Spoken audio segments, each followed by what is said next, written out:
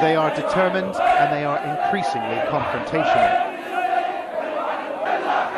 This is the 7th consecutive day of protest by followers of a young and charismatic Shiite cleric, Muqtada al-Sadr, and it proved to be the most serious day by far. They left the centre of Najaf this morning, many dressed in the black uniforms of the Mahdi, a Shiite militia who serves al-Sadr. The coalition authority have shut down their newspaper, and yesterday they arrested a senior aide to al-Sadr, but it's only inflamed the situation. The crowd's objective was the coalition's military base on the outskirts, garrisoned by troops from Spain and El Salvador. It was a bold frontal assault, and the base was defended by force. Some armed protesters used a lorry as cover, taking aim when they dared.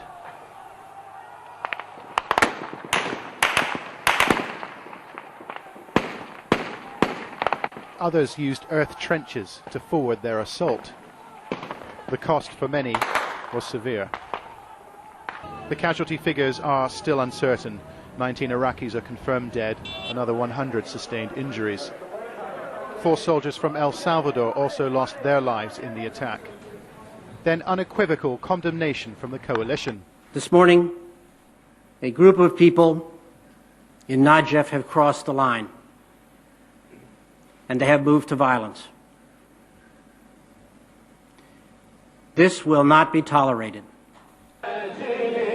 Bremer has reason to be concerned. Al-Sadr's followers are part of the majority Shias, and the Americans must have the Shias on board to make democracy work in Iraq. But they are not a unified group.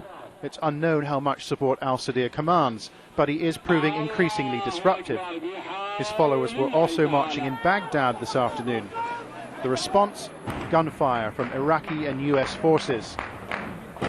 At least 1 Iraqi was killed. Many were reported injured. They are arrogant countries. They say thank you for your peaceful demonstrations, and after some minutes they open fire on demonstrators.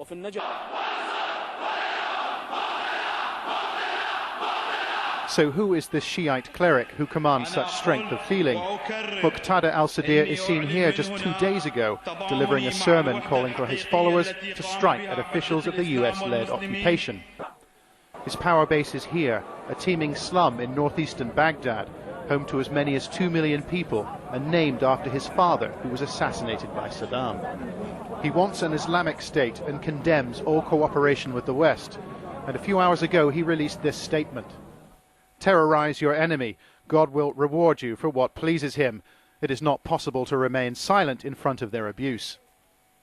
His call may be answered by those most devoted to him, but does it serve to inspire the greater Shia community? That's the great unknown, and there's no evidence that he enjoys wider support amongst the Shia. The majority of attacks on American soldiers have come from the minority Sunnis. The coalition will hope today's events do not signify a widening of this conflict.